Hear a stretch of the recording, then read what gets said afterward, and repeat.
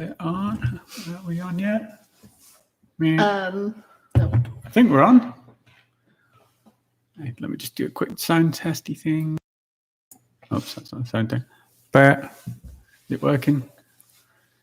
Well, hopefully everyone can hear me. And welcome, Psychonauts, to another live stream. As you can see, this time I've got Rachel here with me. Hello. The missus.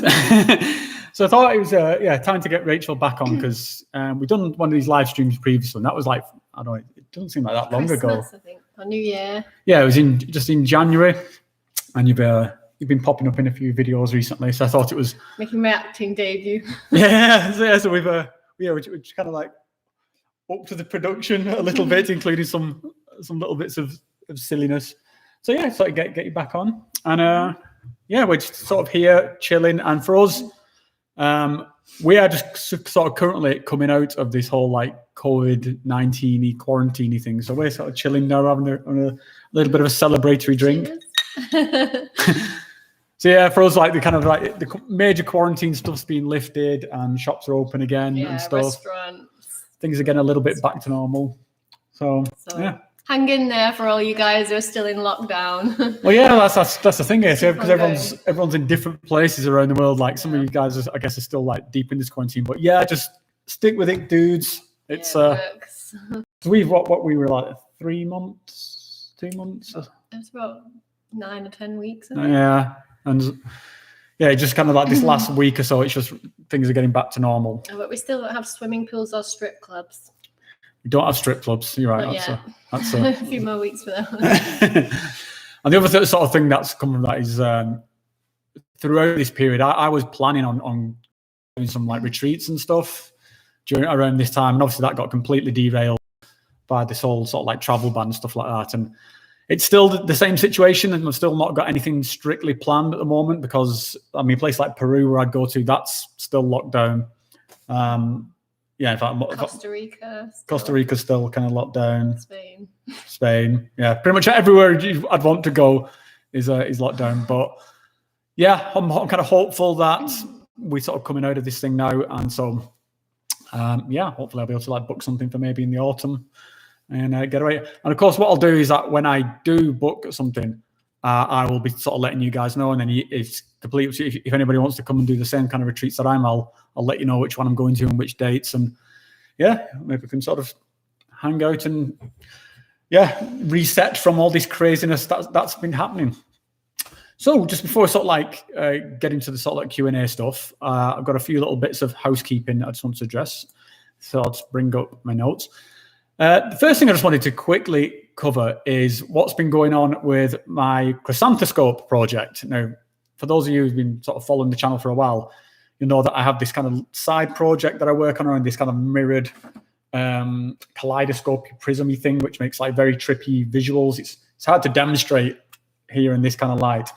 And I've had a few messages of people asking me like what's happening with these. And yeah, what's been happening is we've just been continuing to sort of refine it. I don't know if you got how clearly you guys can see this, but we've got a kind of slightly new design here with the sort of like the trimming and stuff. This is my friend Julia, who is she's like the person who does all like the 3D printing and the laser cutting that makes this.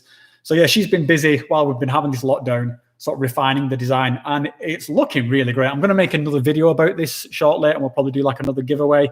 But I don't know how much closer. Yeah, we've got this new sort of 3D printed edging, so it makes it look a bit more professional. But yeah, I'm sort of super pleased with it. So I just wanted to let you know it is still something that's ongoing. And I'll be doing like another announcement about it soon. And for those guys who've got no idea what I'm talking about, go into the channel and watch a video called Chrysanthescopes. This thing, it makes super trippy patterns, but you can't see it here. So that's that bit anyway. The other thing I just want to do a quick update on is the cactuses, the cacti, not cactuses. So the cacti that I gave away as, I think it was the last live stream I did that when we packaged them all up and sent them off, and I got a couple of messages from people saying they'd received their cacti, so that's really good. I'm glad to hear that they've found new homes, and I hope you're very happy with them. And I did that first initial batch, basically just kind of like I wanted to see how many I could accumulate and get some out there. I think actually there's a few more I can give away. I'm looking at them now. I've got like another, at least another like sort of 3 or 4 that I can give away. So I'm not going to go into sort of super details on the giveaway now. What I would say is that the same applies as from last time. If you're not sure what I'm talking about, go back and watch the previous live stream and just see the bit at the beginning where I talk about giving away these cacti. If you want one, just send me a message in my email address, which is in the channel banner. If you go to the main channel page in the banner, in the About section, there's an email address. Just let me know that you want one of these cacti, and I'll send you one completely free. And again, you kind of do me a favor because I want these things to have nice homes. But again, if you've no idea what I'm talking about, go back and watch the intro to the last live stream. How many are left? Yeah, so in here, this one, there's 1, 2, 3, 4, 5, 6, 7. So there's 7 of them here, but I want to keep some of them to grow here. So, but again, we've got a load more over by the window there. So I think I'm probably going to give away like 4 more and keep 3, I think. And then, because there's only so many cacti you can have. So I'd say up to a maximum of 4 people. If anyone wants one, just find me an email, and it's like kind of first come, first served. Okay, so it's on the Chrysanthescope and the cacti. So I guess the other thing is a good starting point, just to talk about some of the recent videos that were done, and obviously the ones that were featuring you. And so the 2 main ones that stand out is, first of all, the one about the mushroom trip report. I really enjoyed that one. Yeah, I must say that is probably my favorite of my videos so far. I mean, every so often I do something and that's like my new favorite at that point. But I really enjoyed that one because it kind of, well, first of all, because it was something we did together and we sort of got involved. And it was also the trip itself was like between us. It wasn't like ayahuasca where you kind of like on your own in your own like little bubble. It was shared, wasn't it? It was our shared experience, and you were like very much an active part of it. And it was good to be able to sort of visualize that and tell that story. And the way I wanted to tell it really sort of came together how I wanted. So I was super pleased with that one. And then the other one where you've sort of been involved with is just the most recent one, the Sam Harris one, really which is just something that I was dicking around. I talked a little bit about this last time, in that the way I'm sort of like putting like the content out at the moment, there's some things that I talk about that do have this kind of negative slant to it, and it's not something I strictly enjoy doing. Particularly when it's something like the video I'm going to talk about in a minute, which is around sort of like Octavio Rettigan, sort of kind of abusive acts. I don't like doing that stuff at all, but I feel like it's important to do it. So I like to offset that with some kind of frivolity, and that's kind of what I did with like the Mindfold and the Sam Harris one. And they were both very funny. I really enjoyed those. Oh, thanks. With the Sam Harris one, like watching it back, I was like thinking, did I go a little bit far? did it go a little bit? I guess that's another part of the whole quarantine thing is, you've got so much time on your hands, you kind of go a little bit nuts with it. Could say that. Yeah. A little bit. But the streaming video I sort of really liked, and a big part of that as well came from like a lot of the artwork that was using, like the Instagram artwork. And Instagram's been a really awesome like resource for me to help find people to collaborate with and people whose artwork I can use in these videos. And there's a few guys I've met on Instagram now and reached out to, and they've let me use the work. So I mean, it's a cool thing just to be like inspired by some of this social media thing. It's almost like that promise of social media is kind of coming true, as opposed to something like Facebook, which I think is turned into a bit of a toilet. Cesspool. It is a bit. So there was that one, and then the other sort of video I thought it was worth sort of talking about a little bit was the one that I was asked to do by one of my subscribers, who's a guy called Minty, and he asked me, this is the DMT breakthrough video. And that was another one I really enjoyed doing. And when I first got the question, I only intended to do like a quick, short response to it, but it ended up sort of blooming a little bit, not too crazy, but turned into something much larger than what I thought it was going to do. And it got me thinking a bit, because about that sort of question, and I think this is, you might have some good insights here, is like, there's such an emphasis on these DMT breakthroughs, that I think it almost gives the impression that that's like the be all and end all of a psychedelic experience. And I don't think that's strictly true. It's definitely like a really just like huge experience. And it's something, you know, you can have a very moving, profound experience without the breakthrough. Yeah, for sure. I mean, some of my, it's again, it's hard to, the language gets a bit fluffy, but you can I've had very profound experience, particularly with something like ayahuasca, where it wasn't very visual at all. It wasn't, I didn't have this sense of being in a different universe or a different dimension. It was just very emotional and I felt very grounded and very centered where I was. And I was like, just very contemplative. And so I think that's one of the things with the, I think some people like over focus on the breakthrough element, just like a lot of people sort of over focus on ego death. Yeah. You know, like I remember when we did our very first ayahuasca ceremony. Again, this was in a mastery, and sorry, I remember those guys. Yeah, so there's a bit when you do like an ayahuasca ceremony where you go around the room and you talk about what your intentions are, and just everyone was saying ego death. I want ego death, and it was, I think, are we? Do you know what you're talking about here? Like, it was obviously it was just this catchphrase, wasn't it? I want to kill my ego. Yeah, and like, why do you know what your ego is? Why do you want to kill it so badly? So yeah, everyone was just you know. I thought it just became one of these kind of buzzwords. Yeah. But I think breakthroughs are kind of be a little bit like that. So I guess that's just the point I'd want to make is like, breakthroughs aren't the be all and end all. They're an awesome experience. I do think it's something worth sort of, try experiencing sort of like once.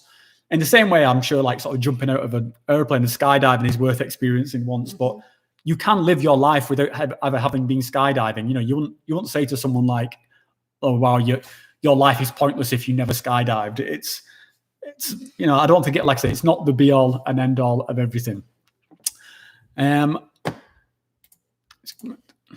So I just wanted to talk as well a little bit just before I get into sort of like the Q&A stuff, just to sort of let you guys know about some of the upcoming pieces that we're working on. So one that is coming up, and again, it's one that might possibly have this kind of like negative slant, but I thought it was kind of worth talking about, is just the reaction that I get to some of these videos where I am sort of being critical, and particularly the one that jumps to mind recently is the Octavio one. So I don't know how many of you guys have seen the recent sort of video I put out about Octavio, where he's kind of like shoving and kicking and berating some guy. And I think that there's something there where it's just obviously wrong, and I'm kind of conscious of not to try and let myself get like outraged or like try and turn to some sort of big drama. But there's some things I think, wow, this is just so wrong. It needs to be talked about. And yet you get all these guys, like I get a lot of comments and like emails and stuff, people who will just blindly defend something like that, where I think, some things are just like not defensible. And it's a weird disconnect between, I think particularly when you get to like spiritual gurus and stuff like that, how people, or well, I should say people, like there's a lot of stuff in the psychedelic community where people just seem afraid to call out like sort of spiritual things and gurus and stuff like that. Well, it was difficult for us to call out, really, wasn't it? Because we met him and, he was lovely and we didn't see any of that side of him at all. But that's why I felt it needed to be sort of called it. Because, it was really shocking to see not this one, but the first time I saw this. Yeah, just when we realized that there was... because the story is I did a ceremony with Octavio a few years ago, and we heard he was controversial, and we kind of like, no, this guy's okay. And then when we saw it, it was like, you couldn't. It was like kind of like finding out, like your grandfather's like a massive racist or something. You can't like. It was exactly like that. Yeah, you're like, oh God, I really like this guy. Yeah. Oh God, look what he's doing. You can't like. It's really hard to pass. Yeah. But I felt it so. It was just something, like, even though that's how I felt about the guy, like I don't hate Octavio at all. Like I said, I've got I can't not feel goodwill towards him because of that ceremony that I went through and how powerful it was for me. He conducted really well, to be fair. Yeah, he was so patient with me and sort of looked after me really well. But yeah, when I saw stuff like that, but still having put it sort of out there, yeah, the kind of the level of disconnect is, I'm not even sure about the word for it. It's like disconcerting that people don't have the sort of the backbone to be able to say this is wrong. You know, it would be like if you went on to like an ayahuasca retreat and like the shaman like sexually, you know, molested someone. It's, I mean, there's no sort of the context of that is like it's happened. You can't say that, you know, that's, oh well, it's the medicine works in mysterious ways, or maybe, you know, it's like, no, just some shit's just wrong, and you have to like make a stand about it. And to be honest, that analogy I think pops up in a lot of people's minds. It certainly did mine. There's a lot of consent going on in that last video.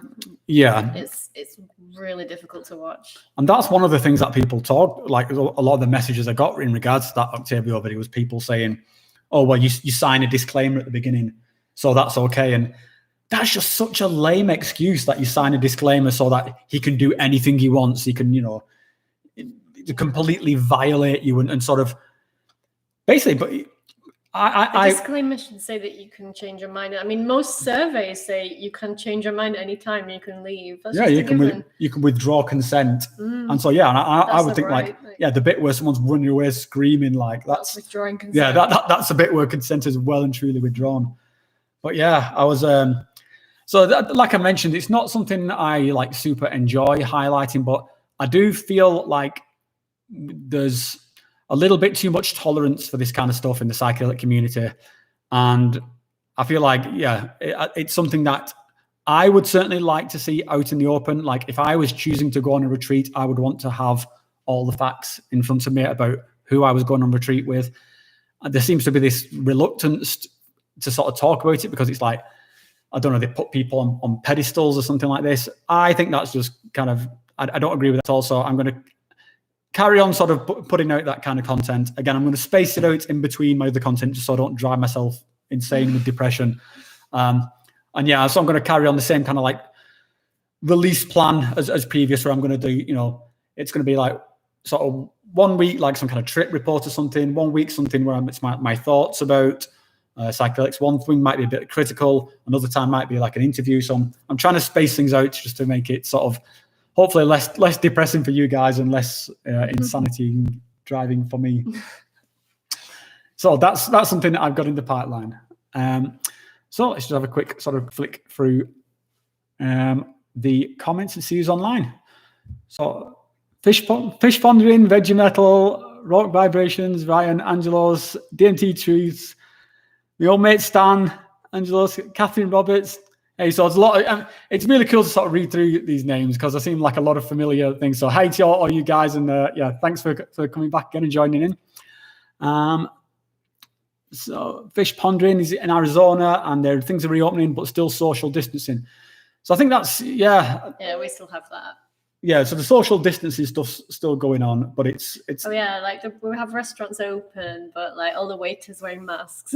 Yeah, and the tables like really spaced out and stuff like that. But it's. I have heard actually in regards to sort of like ceremonies and stuff that I wasn't exactly sure where it was coming on, but there are talks of like ceremonies starting again. I'm guessing probably not Peru because that's still quite bad, but in some places. What's we got on? Eduardo, Hort in Scotland, Emily, Brandon Bolton. Everyone's doing well. Lots of nice. Oh, wow, cool. Kamora Jones is on. So Kamora Jones is the artist who provided the stuff for the mushroom video. So that sort of mushroom trip report, it was kind of like split into two halves. There was this kind of bit of like the kind of the come up. And then there was a bit where I had this kind of like breakthrough, you know, alternate reality kind of things. And all the artwork I use is I found on Instagram and under the account, Kamora, you're going to have to forgive me if I get it wrong. Android, I think it's Android 77, I think it is. It did have a 77. Yeah, I think it did have a 77. That's Art Soldier 77, that's it. So yeah, I came across this account and I was like, holy shit, this stuff is amazing. So I see Kimura's on it online. Go and check it out, everyone, on Instagram. ArtSoldier77, Kimura Jones. It's amazing. All that sort of super cool.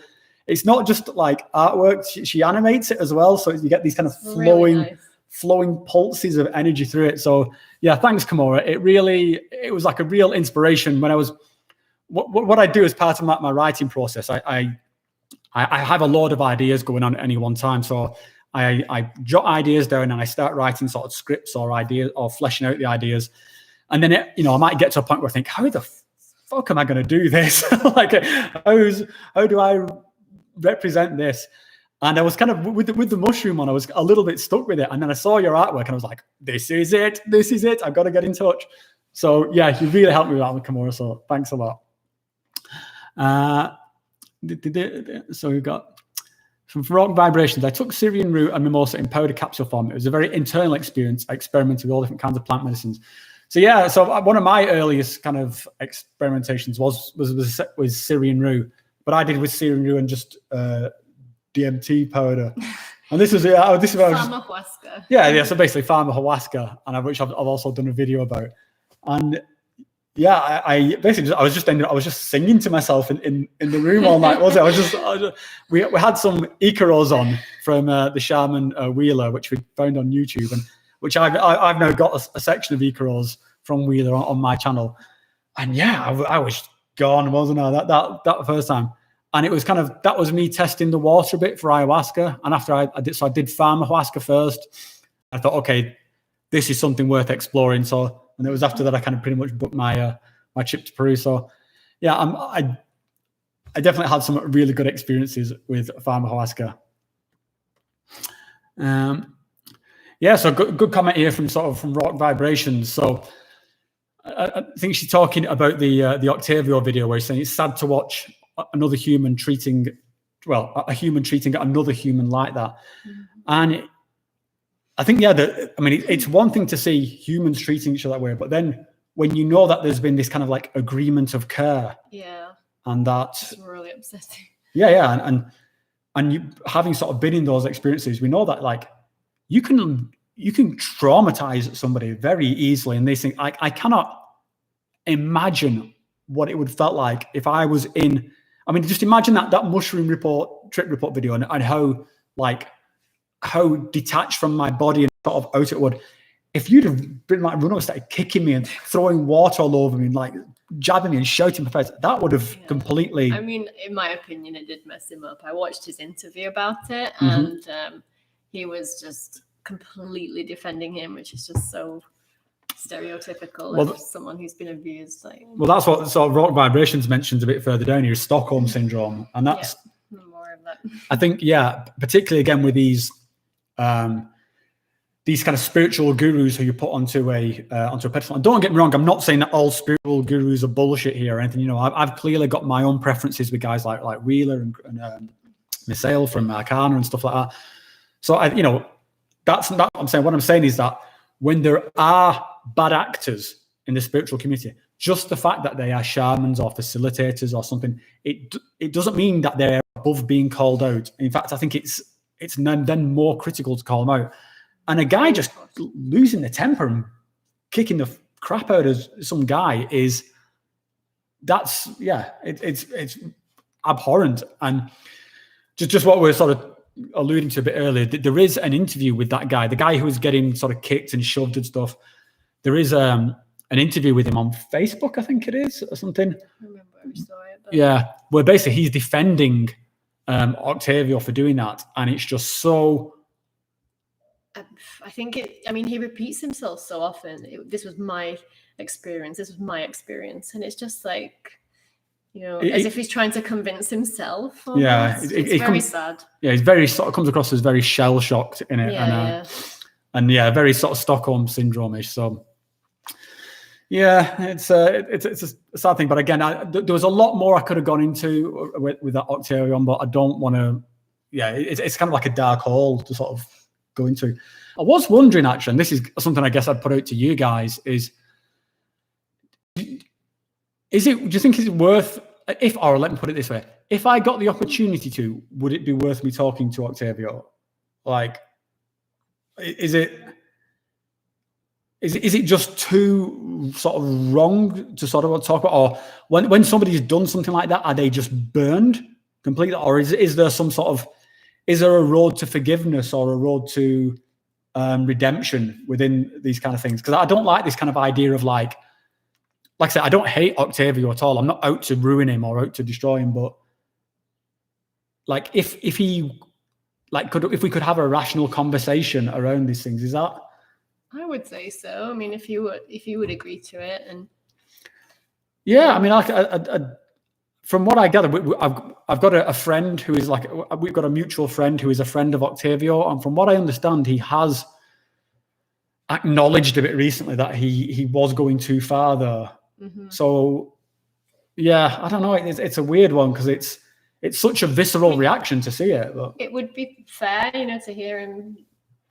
I know he did at the conference that we were at a bit, didn't we? But it would be fair to listen to him say in his own words. Yeah, maybe just not to sort of sniff my own farts a bit, but maybe he's just not been challenged before. Maybe maybe people haven't stood up to him and said this is wrong or whatever. And I know there's been a lot of sort of controversy online, but there's one thing between sort of like shouting online and actually explaining it to him. And I think maybe that's something I could do, sort of like maybe break it down a bit for him. I mean, it sounds so weird because it seems so obvious, but yeah, there's something there that's not quite wired up. Yeah. Right. But it is something. It's something I've considered, sort of like maybe reaching out to a few of these guys who I have, sort of like problems with, for want of a better term, and just and trying to have like a conversation, But again, yeah, well, that's the thing. I don't want to necessarily get into this kind of like debate who's winning kind of conversation.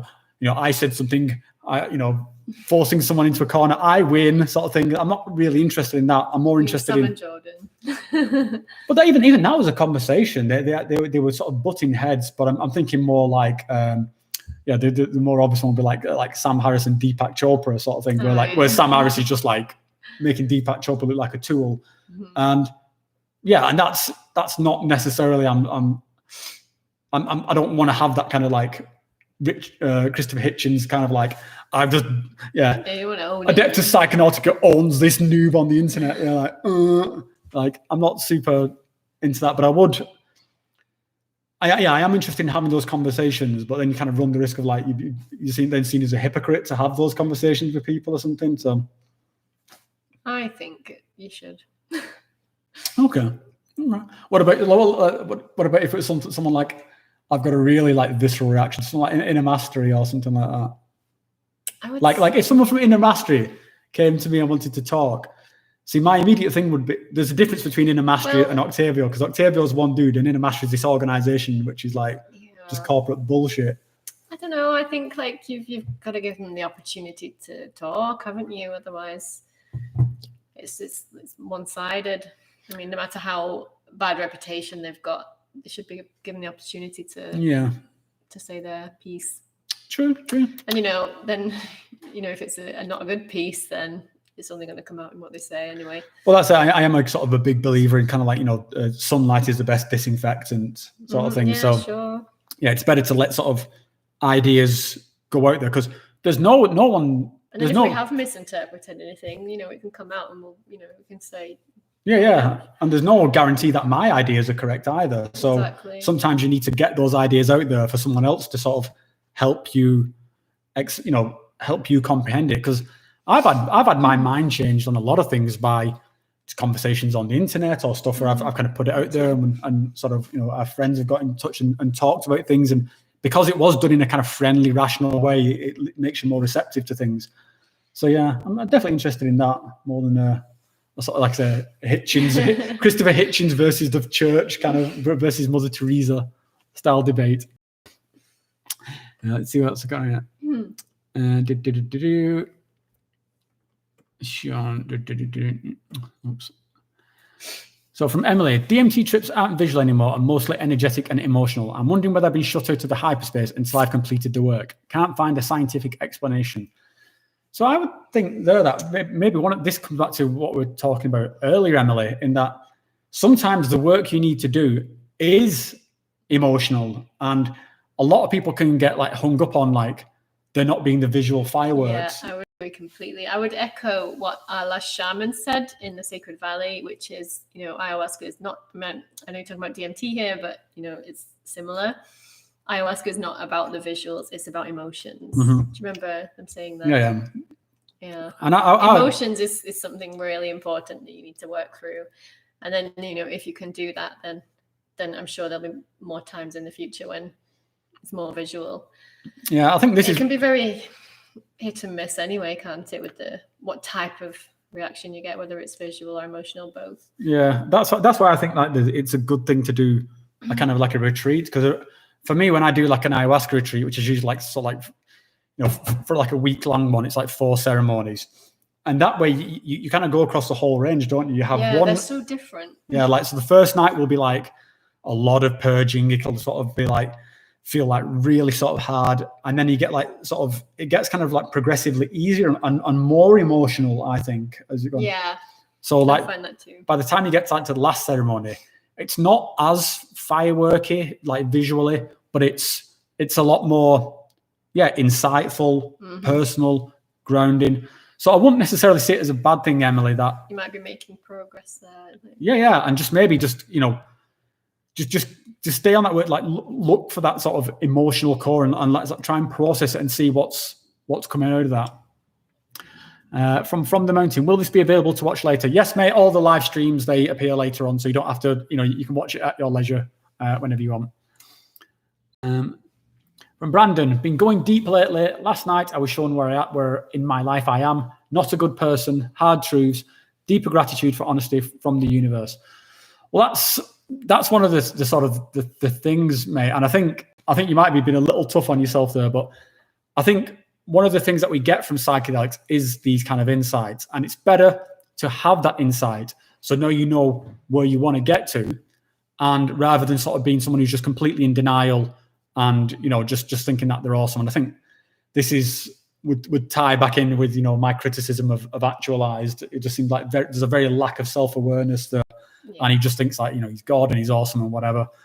But yeah, mate, I mean, I've also had those realizations. I mean, we talked to this, like, where I thought, holy shit, I'm a bit of an arsehole, and I don't want to be this person. I don't want to have this like quick temper, and I want to be more patient and shit. I'm a father. I want to be sort of spend more time with my kids and be a better parent. I want to be a better husband. I want to be.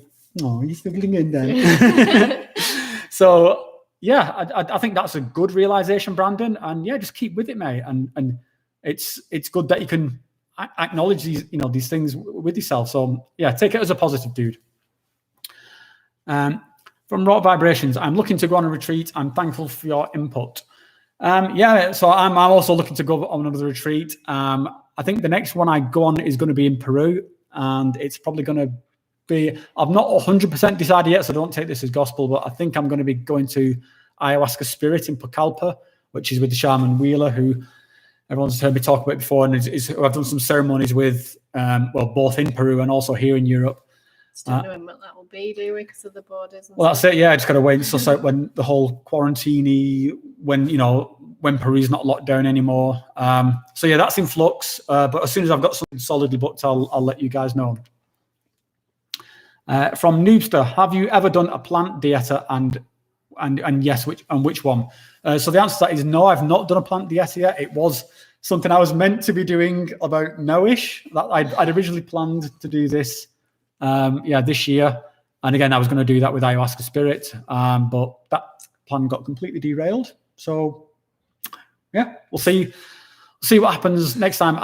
I'm not sure if I do go to a retreat in Peru this year, if I'm going to do a dieta or if I'm just going to stick with ayahuasca, because I've had a pretty stressful time this last few months with work because of this whole coronavirus thing. So I really feel like I need that kind of reset that I get from sort of ayahuasca, that just like getting back in touch with myself and dropping all this kind of modern life work bullshit away. And yeah, so I don't know, maybe I'll be doing a dieta later on, but yeah, we'll see.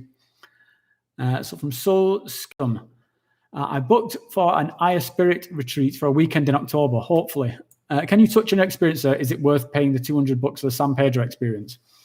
So probably. I really love San Pedro. Yeah, so maybe you talk a bit about San Pedro, because yeah, I find San Pedro to be a perfect complement to ayahuasca, and if they're doing them in the same retreat, which I believe that's what they did in the Sacred Valley. Valencia. Yeah, it really complements it and kind of closes off, you know, what you've experienced within your 2, 3, or 4 ayahuasca ceremonies.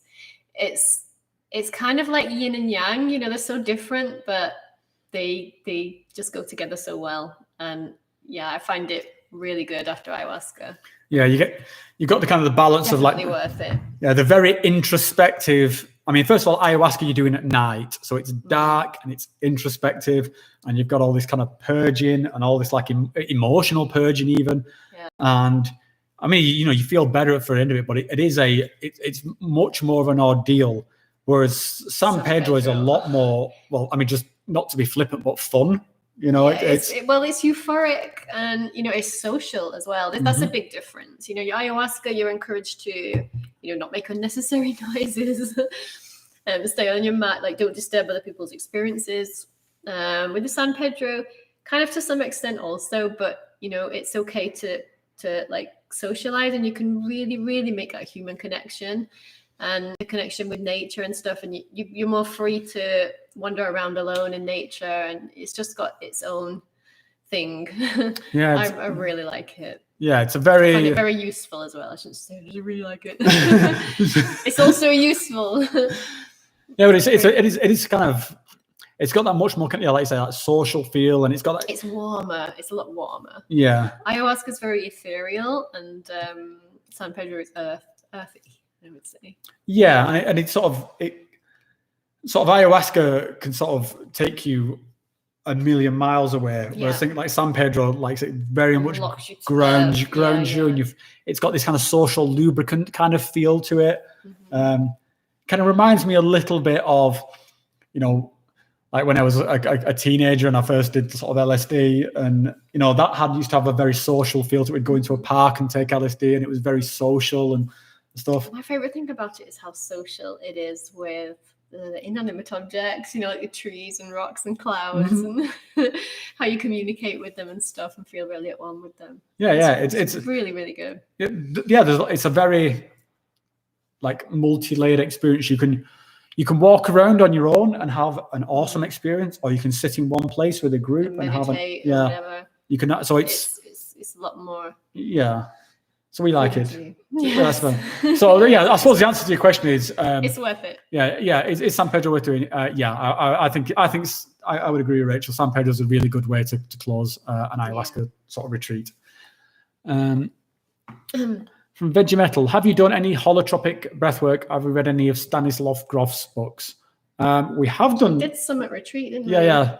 So we did do. It was really powerful. It made me cry. Yeah, it made me cry. I mean, I was crying like a baby afterwards. It was crazy. I was like blown away that did anything. I was so skeptical about it. I was just like doing it, you know, just because like what else to do? It's the thing on for that night. And I found myself crying. I'm like, oh my god. Yeah. So just to sort of flesh out what we're talking about here. So it's basically these kind of breathing exercises, and so we were doing it for about an hour, where you just do this very strict regime of breathing. It was kind of like, I can't remember it now. Well, some of them were noises, like you know, maybe like, oh, that's all. Yeah, like holding a tone or something. I can't remember. Oh yeah, there was like that sort of thing. So no, you do this kind of like breathing exercises for about an hour, and then you get flooded. Yeah. It's just crazy. I won't go as far as to say, but emotionally, it was as powerful as I was. Something like just. Yeah, floods of emotion. It's crazy. So no, I've not read any of Stanislav Grof's books, but I have done some holotropic. it is something that I would explore again. It was a very powerful experience, like a bit of a game changer in this retreat, because the retreat we were on when we were doing it, I was having a tough time, and then we did this breath work, and that was like a turning point for me, I think, in that retreat. So yeah, mate, I would recommend it. From Charles, you live in the UK. I'm looking to take psychedelics and start my own journey. I was wondering how one would go about doing that where it is illegal in a safe way. So no, mate, we don't live in the UK. We actually live from there. Yeah, we're definitely from the UK, from the Manchester area. But no, we live in Switzerland at the moment. So I think the unfortunate thing with the UK is, I mean, obviously there's a lot of things you can do on the sly in the UK. But yeah, to things like ayahuasca ceremonies, are very controlled in the UK. I don't think there's. Yeah, they're only underground there. Yeah, so it's tricky to find. But you can do it. You can do it, but it's the same with like with getting hold of anything. You have to be in the know, sort of thing. Yeah. Whereas, like say here in Switzerland, like there's like public advertisements for it. People can advertise on Facebook for it and stuff like that. It's not controlled in the same way. And then when you get to places like Spain, it's very easy to find something. Mm-hmm. So my recommendation, mate, for if I was I forgot about the Netherlands. Borders, but I was going to say Netherlands is not far away, and that's that they have a lot of ceremonies there. Germany also. But even the Netherlands has been controlled a lot more because they made ayahuasca criminalized recently. Mushrooms. Yeah, so like truffles or whatever it was. Yeah, there's still some things you can do in the Netherlands, but it's not as liberal as it once was. I think Spain and Portugal is the way to go. So that would be my recommendation, Charles. If you're looking to do something, I would say it's probably worth getting yourself like a cheap flight on EasyJet and head over to Spain and do a retreat there. And if you want a recommendation, when the borders open. when the borders open, it's safe. Yeah, we're not sure when that is. But yeah, go and check out in my channel in the retreat review section. There's a place called Ayahuasca Spirit in Spain. Would definitely recommend that as a place to go and do a retreat. So from Catherine, question, in one of your episodes, you talked about the music you listen to. I know music is like underwear, but could you share the music you and Rachel listen to? Well, there's a few things, isn't there? It varies. It varies depending on what type of ceremony we're on. But when it's the mushroom ceremonies, it's what would you call it? Psytrance sort of stuff. I don't like that word, but the music's really good. Yeah, so some examples would be, again, you can hear this in the background of like the mushroom video. So in the first half, there's a track called Superseed by Carbon-Based Life Forms. Could you put any of the playlist maybe on the? Yeah, maybe you should do it. The description. Maybe should like put like a playlist together of stuff. Yeah. Because it really, really goes, doesn't it? Yeah. We've had some like amazing tunes that we come across, and particularly if you put like a playlist on where you don't necessarily know the contents of it, and then you're tripping, and it just got you like, you just get this like, oh my God, this is amazing sort of moments. Yeah.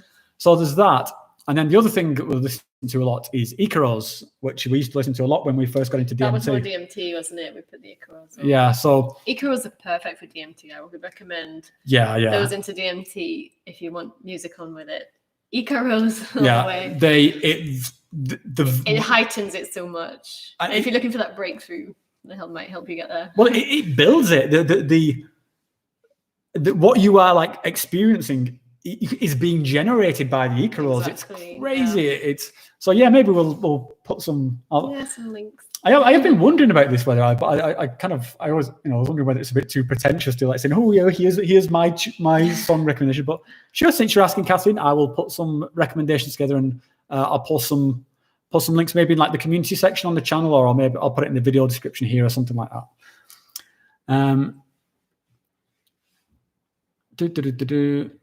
So from Angelos, how did you know on mushrooms maybe you would have killed him? Don't know what you mean, mate. I don't know. So from Catherine again, regarding Octavio abusing his clients, I'm wondering whether he still has his medical license. When I saw this, I was wondering whether he's burned out. I think his medical license, as far as I'm aware, he still does have it, but I don't think he's actually practicing. As far as I know, he still does, but that's not his sort of his game anymore. From DMT Truth, what's your thoughts on using cannabis as a spiritual tool? So I've talked about this a little bit before because I'm not so big on cannabis, but you're bigger on cannabis than I am. Bigger, but yeah, it's weird. It's the first drug I tried, but probably I'm still the newbiest at it out of all of them. I mean, not as newbie as I am because I just fall asleep and. I know, but since ayahuasca, I have started to get something out of it. I never really liked it before. I don't know why. I just, it just made me feel sleepy or sick or paranoid or whatever. But since ayahuasca, I have started to have spiritual experiences on it from time to time. I'm not very good at bringing them back with me. Maybe I need an MJ shaman or something, because I tend to have quite these profound experiences and then not be able to articulate them in the morning or so. But I do think there's a huge potential for it, especially when not combined at the same time, but in complement to other psychedelics. Yeah, I think it's one of those things where it's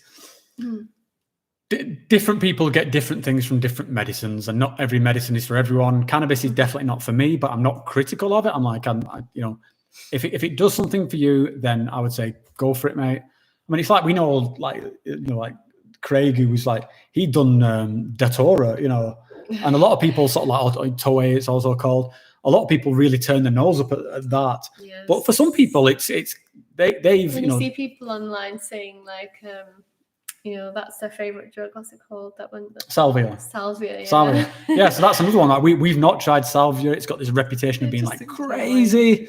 But yeah, for some people, I know a guy I was talking to on Reddit who was like, has super healing experiences with salvia. And so, yeah, I think if cannabis works for you, mate, then go for it.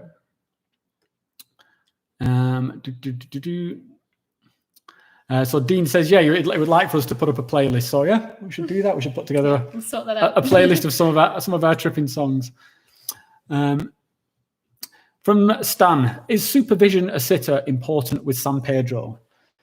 That's an interesting question, because I would say from our experience, the facilitators kind of become invisible, don't they? Yeah, I'd say it's less critical than having one with ayahuasca, but it's definitely preferable to have one. But you're not as reliant on them. You're not as dependent on them for like bathroom breaks and shit. It also depends on the dose. Like I've seen people have really high doses, and at really high doses, it looks like something else that I've never experienced. It looks like possibly like ayahuasca. They're writhing around on the floor, moaning, not unable to get up. So if you're wanting to go for a big dose, then you definitely, if it's your first time, you definitely need to do that with a. I would say it's less common though to be in that kind of state. Yes, it's less common. These are people who wanted to balls to the wall, like take 2 cups, like. Because like your average like sort of dose of ayahuasca or something, people are throwing up. They sort of like really gone. Yeah. Your average dose of San Pedro, most people are skipping around and laughing heads off. I think when I've done San Pedro, the facilitators or like the sitters, they're really there for your comfort. It's almost like they're just there to make you more comfortable. They bring you blankets, they sort of get you water. They're not really there. I'm not saying it's not impossible, but they're not really there to sort of like sort you out, or it seems a lot harder to completely fuck it up with San Pedro.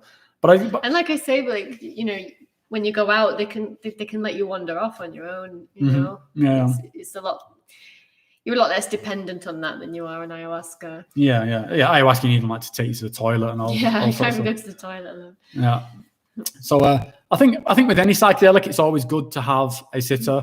But yeah, it's not. I would say it's one of the least critical ones. Again, it's more just for your own sort of benefit and comfort. From Dean DJ, guys, you're talking so much sense. I love it. Thanks, thanks, Dean. Cheers, dude. Thank you. Here's another. So from KTH, best trip album I know, Are You Spangled by Spangled. Now That's one of our early days. Yeah, DMT we album. hammered Spongel. When we first got into DMT, we were like on Spongel. I mean, know. Oh my God. The classic is a song called Divine Moments of Truth, DMT.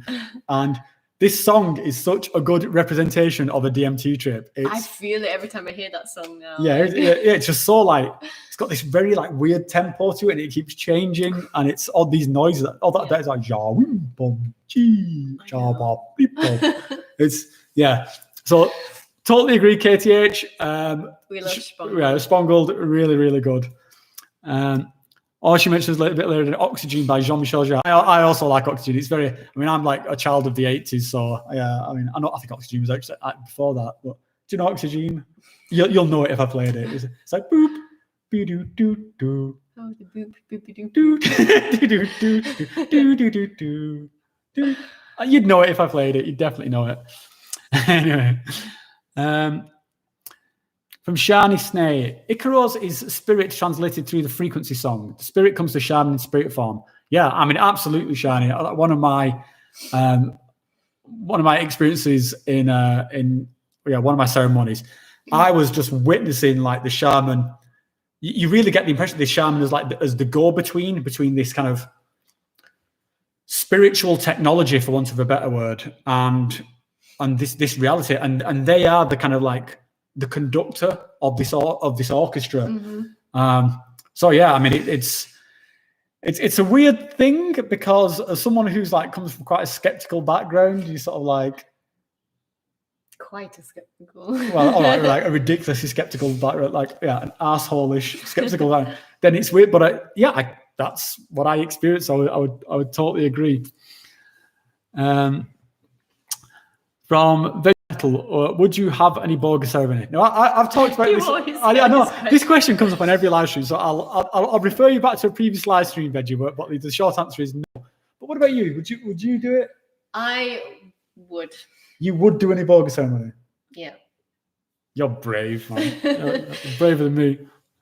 I'd be terrified, but yeah, I'm really curious. Yeah. And I think I have got some quite like sturdy shit that I need to clear out, to be fair, haven't I? So that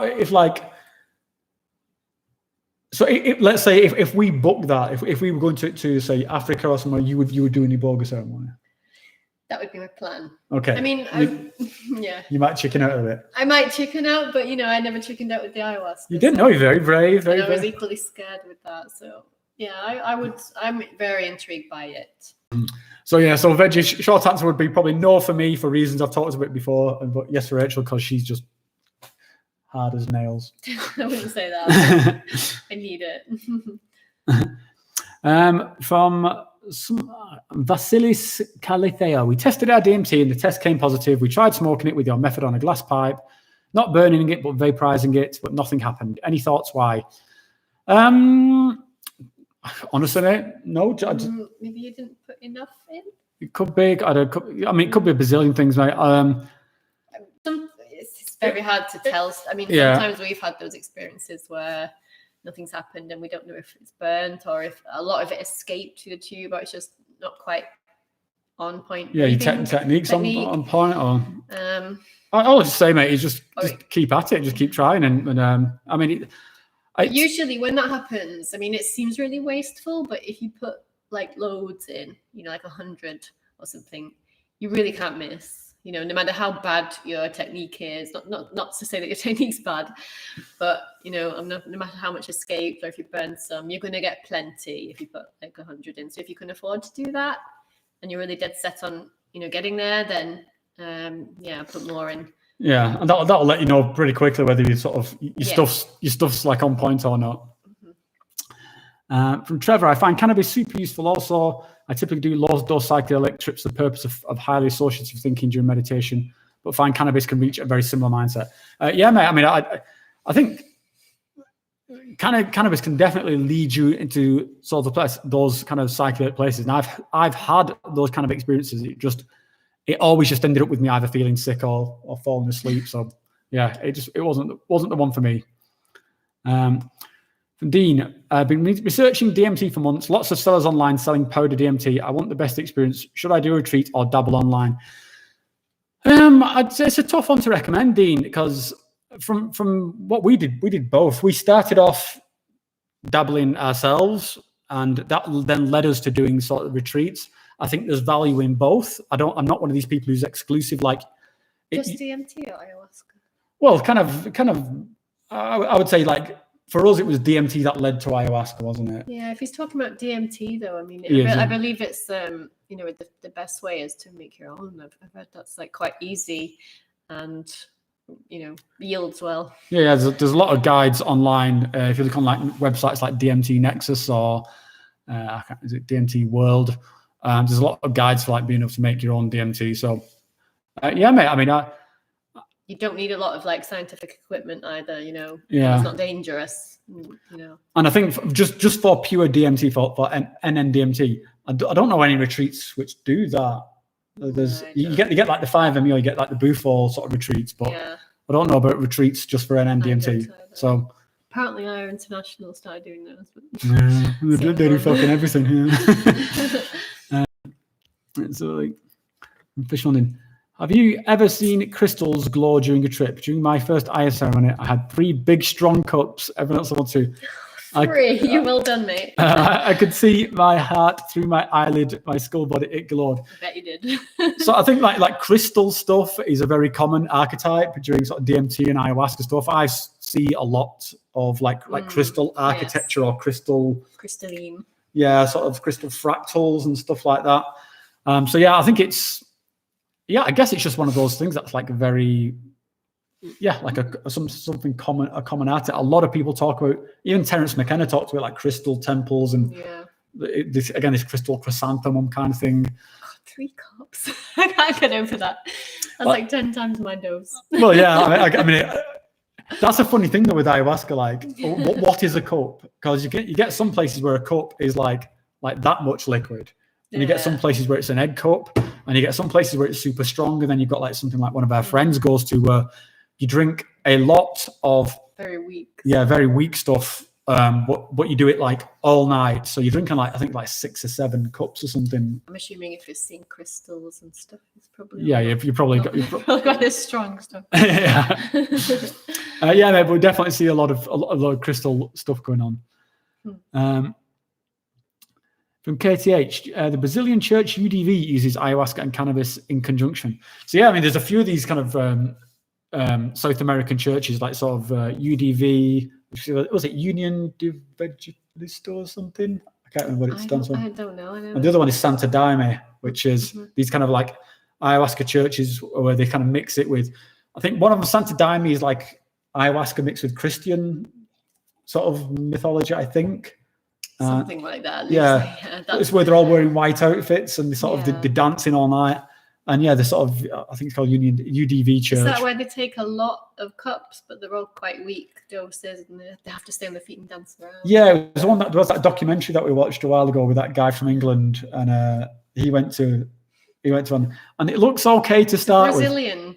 Yeah, I think it's primarily in Brazil, but yeah, it looks like it would like after like 3 hours of it, you'd be like, I'm done now. I'm done. They're like, get up, more dancing. Like, more drinking. Yeah, dude, I'm done. That's the thing I like about the Shipibo ceremonies in Peru. You kind of you can sleep through them if you want to. Oh yeah, if possible. Yeah, but it's kind of like it's 3 hours and you're done kind of thing, and it feels about the right amount of time. And they don't make you do stuff that you can get. I don't know. No one wants to get up, really. Well, no, people do get up for like second cups and stuff like that. No, I mean get up like dancing around. No, you're not allowed to dance around in the ship. So yeah, there's all these different styles of ceremony. Some were like people get up and sort of dance around and mourn and sing and stuff like that. But the ones discouraged in the ones we've been to, isn't it? Yeah, and that kind of suits. Well, it definitely suits me because I'm a bit of a control freak, and I just kind of want it to. I just really sometimes I just need to focus on my own experience, and you sort of don't get that with like people screaming hallelujah sort of around you and stuff like that. So from Dean saying he's more inclined to do ayahuasca rather than DMT. Can I come with you guys, please? So yeah, mate. Like I said, as soon as I've got a time and a date stuff, I'll broadcast out where I'm going to, and yeah, by all means, it's I just want to make it clear, it's not my retreat. I'm not the organizer of retreats. I'm just like a paying guest going anywhere else. But I'll let you guys know the place and the time. And if you want to come along, then sure, you can book the same slot. From Shani, how many Aya ceremonies have you done at one time in a week or week setting? Or yeah, so I think the most is 4, isn't it, that we've done? Yeah, that was in the jungle. Yeah, so yeah, I would say if the next time I go, I'm planning on doing like 2 weeks, which would be like sort of 8 ceremonies. But for the times that we went before, it was like 4 ceremonies, and then I did one where I went to did a week in the jungle and then a week in the Sacred Valley. So I did like 4 ayahuasca ceremonies followed by a San Pedro ceremony. So I think that's the most like back-to-back stuff I've ever done. Is that 4 ayahuasca, one San Pedro.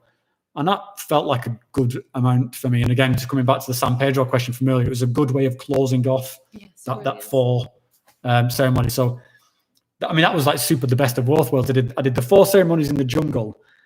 And so I got that kind of full jungle experience. And then I hopped over on a plane to the Sacred Valley, did the San Pedro in the Sacred Valley, got that full experience, went to Machu Picchu, this head full of San Pedro. Like I had this afterglow from ayahuasca, this afterglow for San Pedro. I was at Machu Picchu. I was like, this is just fucking amazing. This is like so cool.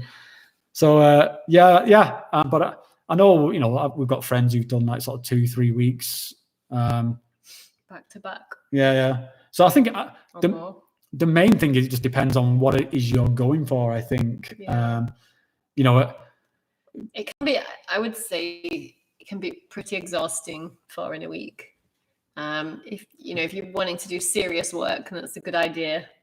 But if it's for more of a like, what do you say, stopgap, then explorational then maybe a weekend retreat where there's just 2. I would never say only do 1.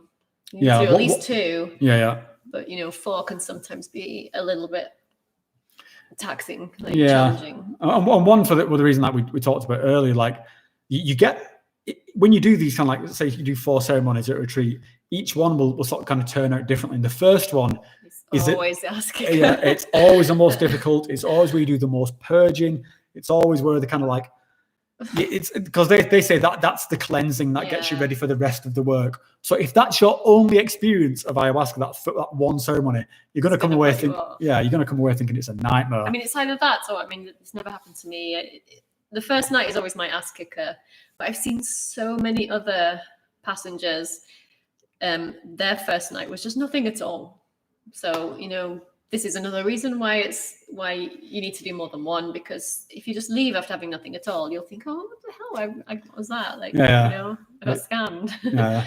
You didn't. You need to do more than 1. You need to go all in, I think. And I mean, that was kind of reflective of one of my first times in the jungle. On that occasion, the first night wasn't anything major, but it's when I got to like the 3rd ceremony, I was like, I just had my ass completely handed to me. It was nuts. Like, let's have a quick look through.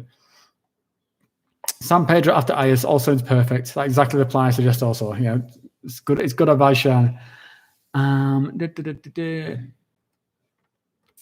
So, do you think it's possible to extract DMT with Phallis? So I've not really got any advice. This is from Squain regarding extraction, because I've never done it, mate. I've never had to. I've never done my own extraction. Something I might do at some point in the future, but we've always acquired it by other means. Let's have a look. From Shani, Shapibos, and they only work in a set of 4. I'm very happy you guys did the 4. I believe in the 4-step process.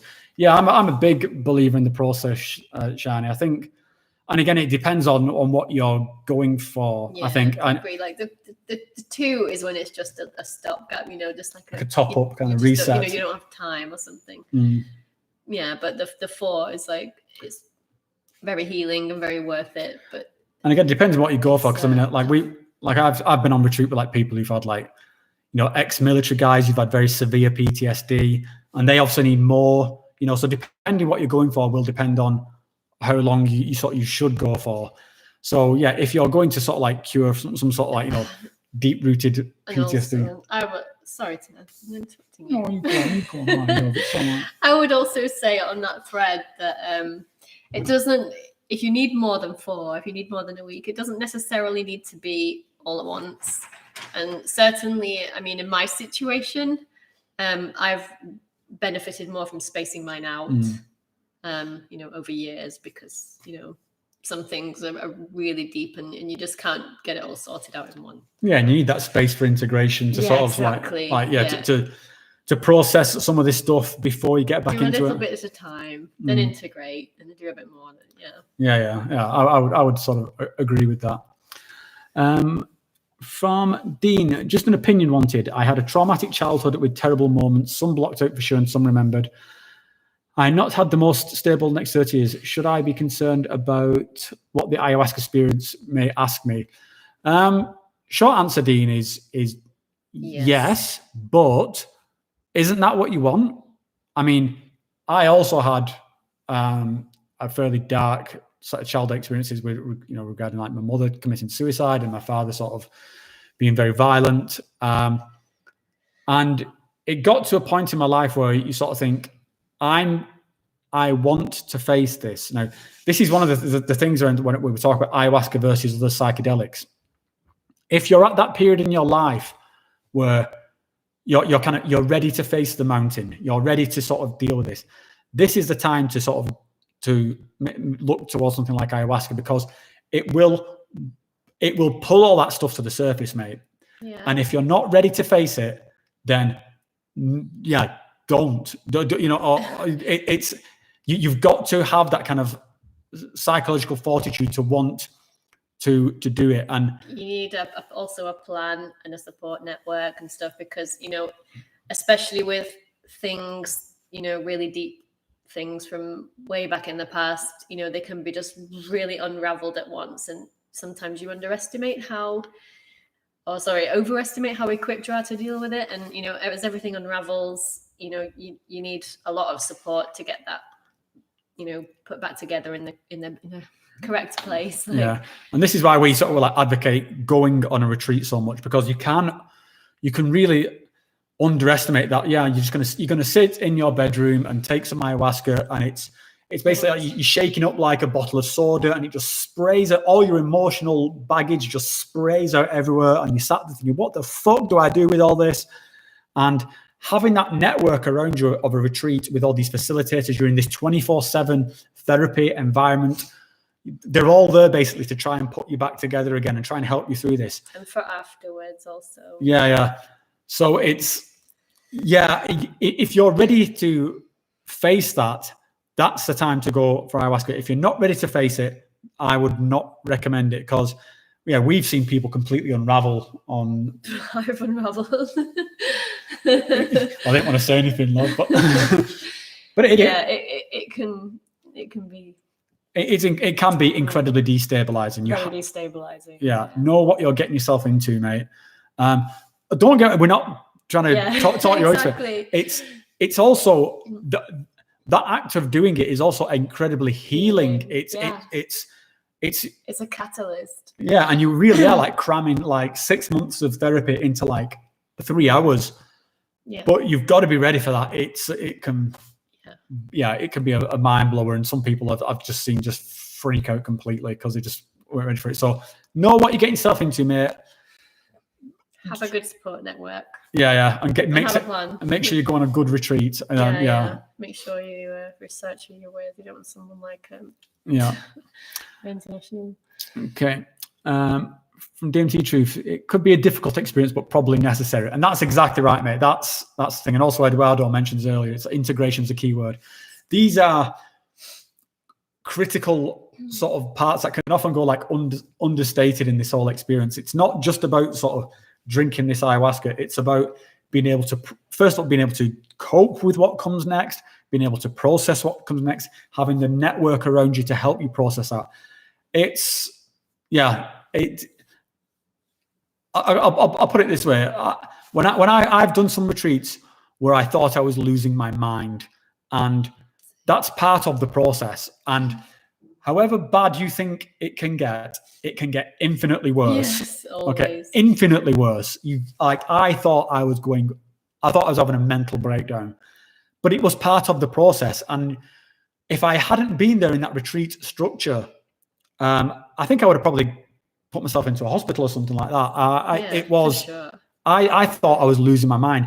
You have to trust in that process. I think that's a big thing. You have to really sort of surrender to it and just that moments where your like emotional guts are lying on the floor and you're just thinking, what the fuck am I doing here? Like you really have to kind of like trust in these shaman and these facilitators around you, just like, yeah, they know best. I feel like I'm talking about a bit here. Yeah, no, I know. Just like, yes, do it, but take it very, very, very seriously. Yeah. That's it, mate. Let's have a look. So from Emily says, I think feeling anxiety shows you have respect as I go in. Yeah, I totally agree, Emily, because I definitely feel anxiety like every fucking time. Same. Yeah, we were like, sometimes we're like, are we actually doing this? Oh God, I know. I've never jumped in. No, yay, boing. Well, yeah, it's funny. You feel like that like a few always. days earlier sometimes, don't you? But then when it comes to the crunch, it's like, oh my God. Part of it. So from Dean, has it changed your perception on life in a good way? Yeah, definitely, mate. I've had a lot of problems with anxiety, a lot of problems with like resolving issues from my mother's suicide, just problems with like the person I was versus who I wanted to be. And I think it's helped me a lot with that kind of insight. It can be extremely difficult. It's not an easy process. Nothing ever is. Going to the gym isn't easy. You know, it's sort of, you know, making these kind of big life changes isn't easy, but it's worthwhile. And I certainly feel like I've got the sort of benefit from it. Yeah, I do too. I mean, both personally and socially as well. I think I'm a better person for it. Generally nicer than I used to be. Always a good person. Yeah. So yeah, we definitely agree, mate. And so Squain asks, I know a man possessed by a DMT entity. No matter how much DMT he does after he's possessed by a DMT entity, it doesn't work. Have you ever heard this? I don't subscribe to that, Squain. I don't necessarily believe in like people being possessed by DMT entities. I kind of lean more towards the psychological sorting. So I would say that your friend, the person you know, probably has schizophrenia or something like that. That's just my take on it, mate. Yeah. Okay, so yeah, I'll just do a last couple of questions. Oh, from Shana saying that I'm hearing a slight interference with your microphone, I think, guys. Okay, sorry about that. Yeah, okay. This is one thing you never know. It's whether the sound's coming out okay. So, does that mean that there's only one dot there? Does that mean it's not very? I don't know. High up? Yeah, I hope you guys have been able to hear us all okay, because that's just been watching we've just been doing like an hour of just rambling like a sort of a mime show, sort of like. I think we're doing all right. So, yeah, we're going over hours. Maybe should we wrap it up there? What's the closing thoughts? Putting on me. Putting it all on me. Nothing on you. So, you know, you don't have to have a closing thoughts. Closing thoughts. Next video. Yeah. So perhaps a review of something. A review of something. What's the something? What? All right. Well, maybe we'll keep that one under wraps at the moment. My next video, I think I'm torn between a couple of things. So one is there's a video I've been working on for ages, which is this kind of like, it's actually about bad trips. So Dean, you might actually find it useful because, yeah, I think it's one thing to talk about all these positive experiences, but I also think it's worth talking about, you know, bad trips and why people might have bad trips and the anxiety that comes with it. So, and how to sort of recover from that kind of thing. So that's another thing in there. But then, yeah, there's always like new things popping up. I'm definitely going to do a video about this, like being critical of gurus. And there's been some more shenanigans from Inner Mastery recently, which I think need talking about.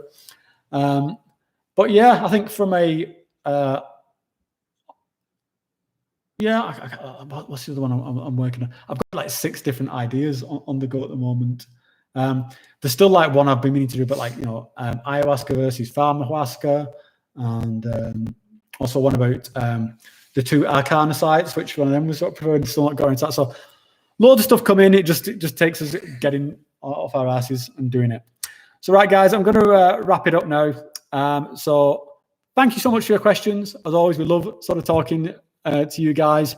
Thanks for having me too. Oh, no, thanks for joining us. It's a pleasure to have you join us and offer your wisdoms. So yeah, I think we're going to get another drink now.